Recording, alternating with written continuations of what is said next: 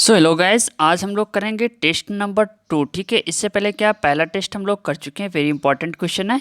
So video को last तक जरूर वॉच कीजिएगा। ओके, सो फर्स्ट क्वेश्चन है, वाहनों में पृष्ठ दृष्टि दर्पण के रूप में किस दर्पण को प्रयोग में लाया जाता है?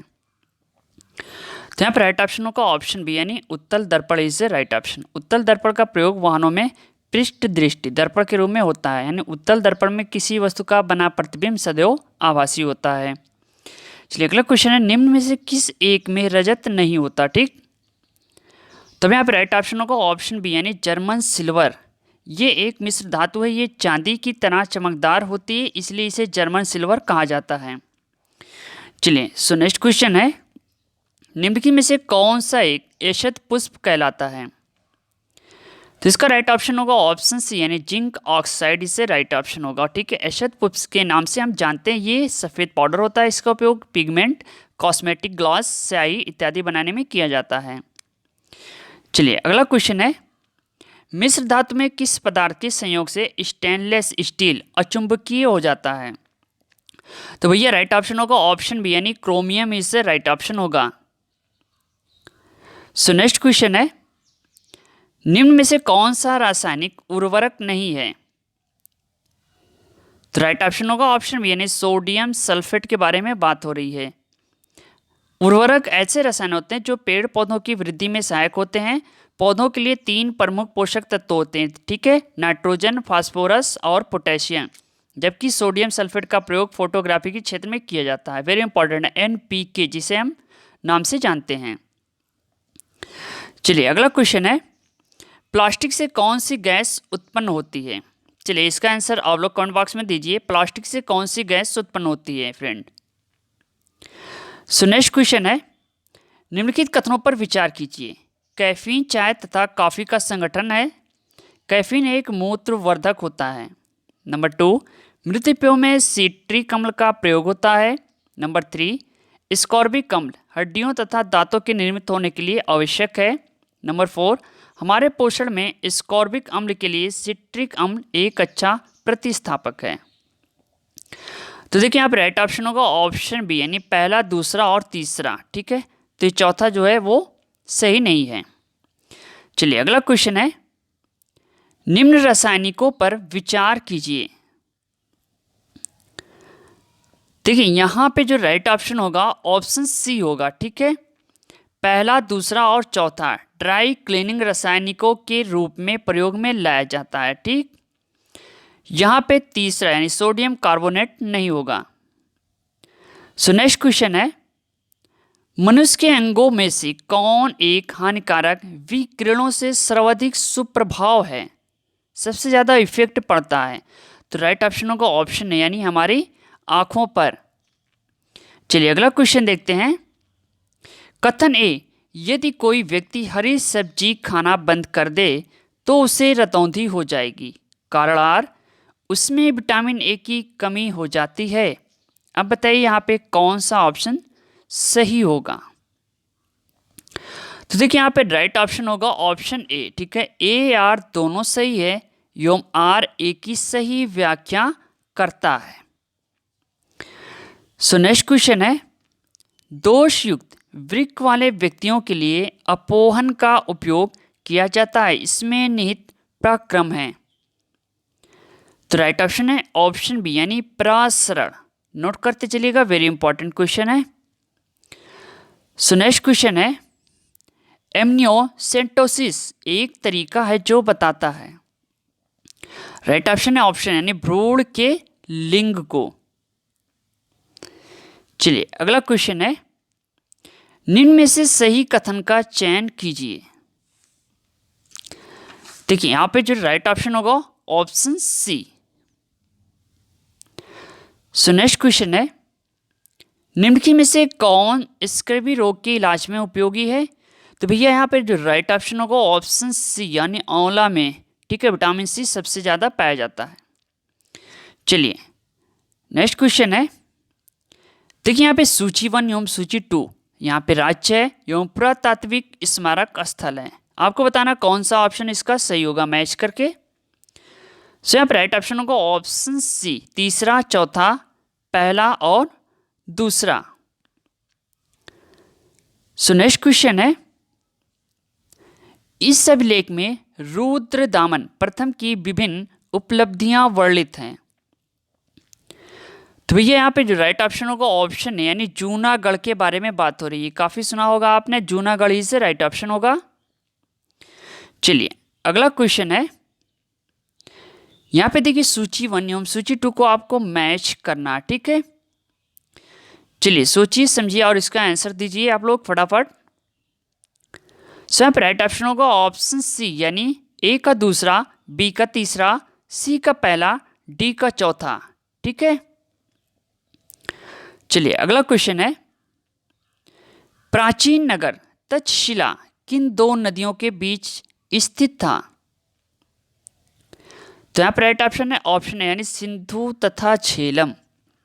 इस्लामाबाद से 20 किलोमीटर उत्तर पश्चिम में स्थित तक्षशिला सिंधु तथा झेलम नदी के बीच स्थित था। यह एक प्रमुख सांस्कृतिक केंद्र के रूप में प्रसिद्ध था। ओके, सो नेक्स्ट क्वेश्चन है, मौर्य काल में शिक्षा का सर्वाधिक प्रसिद्ध केंद्र कौन सा था।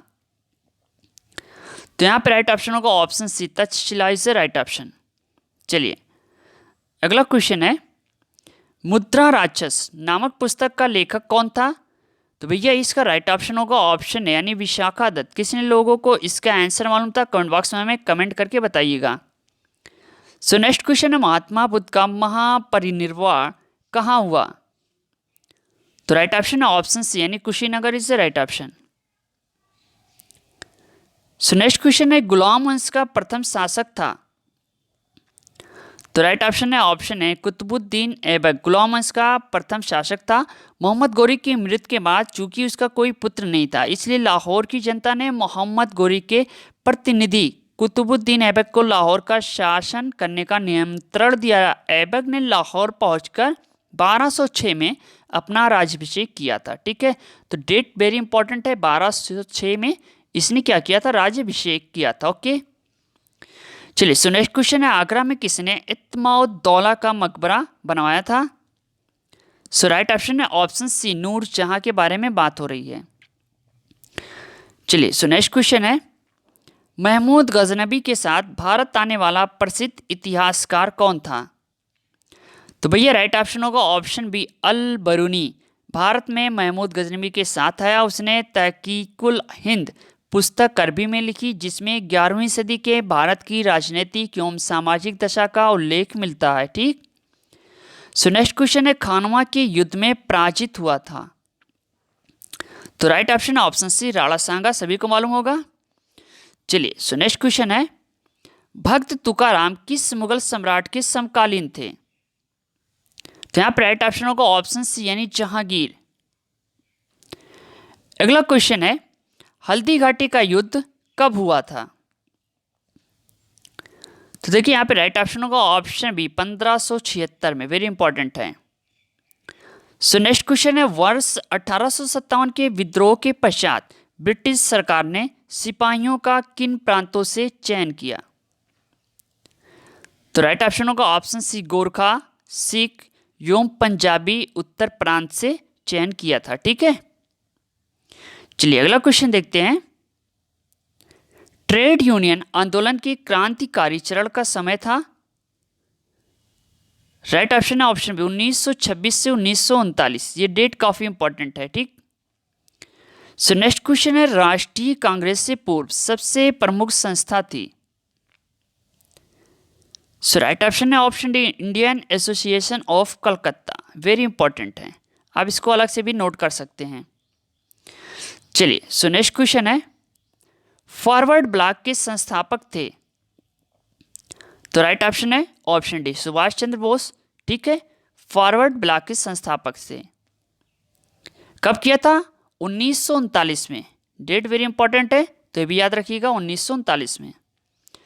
चलिए अगला क्वेश्चन है, all India trade union Congress के पहले अध्यक्ष कौन थे।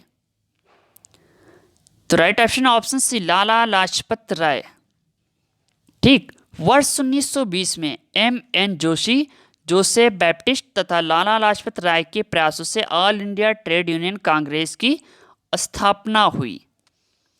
सो नेक्स्ट क्वेश्चन है, अखिल भारतीय किसान महासभा सर्वप्रथम कहाँ आयोजित की गई? तो राइट ऑप्शन है ऑप्शन सी, कलकत्ता में, सॉरी, लखनऊ में सविनय अवज्ञा आंदोलन की समाप्ति के बाद 11 अप्रैल 1936 को। डेट याद रखिएगा, 1936 वेरी इंपॉर्टेंट है। चलिए अगला क्वेश्चन देखते हैं। देखिए यहाँ पे वर्ष 1857 का विद्रोह लखनऊ में किसके नेतृत्व में आगे बढ़ा? तो भैया राइट ऑप्शन होगा ऑप्शन यानी अवध की बेगम। कौन था? बेगम हजरत महल। ठीक है। सो नेक्स्ट क्वेश्चन है, रॉलेट एक्ट कब पारित हुआ था? तो इसका राइट ऑप्शन होगा ऑप्शन है यानी वर्ष 1919 में। सभी को मालूम होगा। चलिए नेक्स्ट क्वेश्चन है, कांग्रेस के नरम दल के नेताओं के आंदोलन की पद्धति थी? तो भैया राइट ऑप्शन है ऑप्शन बी यानी उदारवाद। वर्ष 1885 से 1905 तक भारतीय राष्ट्रीय कांग्रेस पर उदारवादी कहे जाने वाले नेताओं का वर्चस्व था।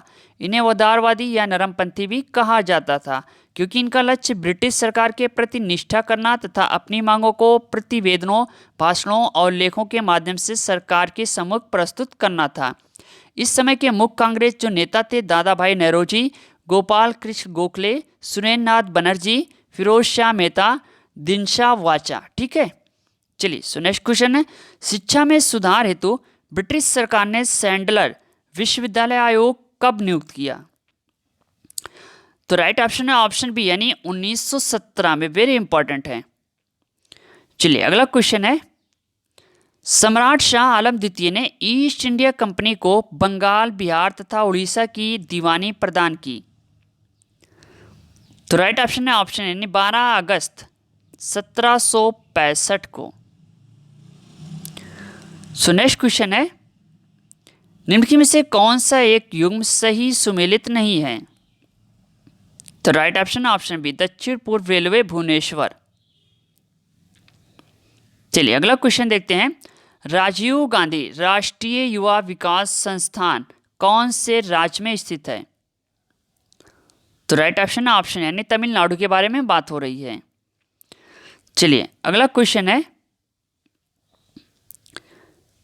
देखिए यहाँ पे वन जीव अभ्यारण्य एवं समीपवर्ती नगर। ठीक है, आपको मैच करना है इसमें।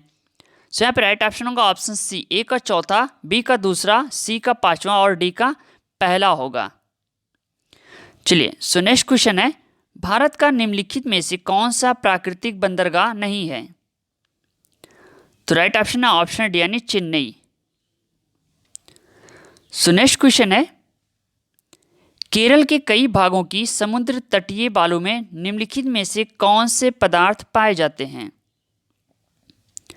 तो राइट ऑप्शन है ऑप्शन डी यानी सभी, इल्मेनाइट, जिरकॉन, सिल्मेनाइट और टंगस्टन। अलग से नोट कर लीजिएगा कॉपी में। ओके। चलिए अगला क्वेश्चन देखते हैं, भारत का निम्न में से कौन सा क्षेत्र उच्च तीव्रता की भूकंपीय मेखला में नहीं आता? तो यहाँ पर राइट ऑप्शन ऑप्शन डी यानी कर्नाटक का पठार। भारत के उच्च तीव्रता का भूकंप केंद्र हिमालय क्षेत्र यानी उत्तर पश्चिम में जम्मू कश्मीर से लेकर उत्तर पूर्व में असम मणिपुर तक है। चलिए नेक्स्ट क्वेश्चन है, दुलहस्ती बिजली स्टेशन किस नदी पर स्थित है? तो इसका राइट ऑप्शन होगा ऑप्शन सी यानी चिनाब पे। अगला प्रश्न है, भारत का प्रादेशिक जल फैला है? तो राइट ऑप्शन होगा ऑप्शन बी यानी 12 समुद्री मील। चलिए नेक्स्ट क्वेश्चन देखते हैं, निम्न में से कौन सी नदी रिफ्त घाटी में अवस्थित है? तो राइट ऑप्शन होगा ऑप्शन डी यानी तौप्ती के बारे में बात हो रही है। अगला प्रश्न है, खादर मिट्टी पाई जाती है? तो राइट ऑप्शन यहाँ पे होगा ऑप्शन बी यानी बाढ़ के मैदान में। खादर मिट्टी बाढ़ के मैदान में पाई जाती है। नवीन जड़ोल मिट्टी को खादर तथा पुरानी मिट्टी को बांगर कहा जाता है। ठीक है। अगला प्रश्न है, भारत का सबसे बड़ा जल प्रपात जोग प्रपात किस नदी पर है? तो राइट ऑप्शन होगा ऑप्शन यानी शारावती नदी। जोग प्रपात महाराष्ट्र और कर्नाटक की सीमा पर शारावती नदी पर है। ये 4 छोटे छोटे प्रांतों यानी राजा, राकेट, रोरर और दाम ब्लाचे से मिलकर बना है। इसका एक अन्य नाम है जोर सप्पा। वेरी इंपॉर्टेंट है। सो फ्रेंड आज था टेस्ट नंबर 2। ठीक है, नेक्स्ट वीडियो आएगी टेस्ट नंबर 3। आप कंटिन्यू बने रहिए। अगर आरओ की तैयारी करें तो भी इम्पोर्टेंट है, और मिशन 2022 आप हमारे टेस्ट सीरीज के साथ क्लियर कीजिए। मिलते हैं नेक्स्ट वीडियो के साथ। Okay, thanks, best of luck, thank you, धन्यवाद, जय हिंद, जय भारत।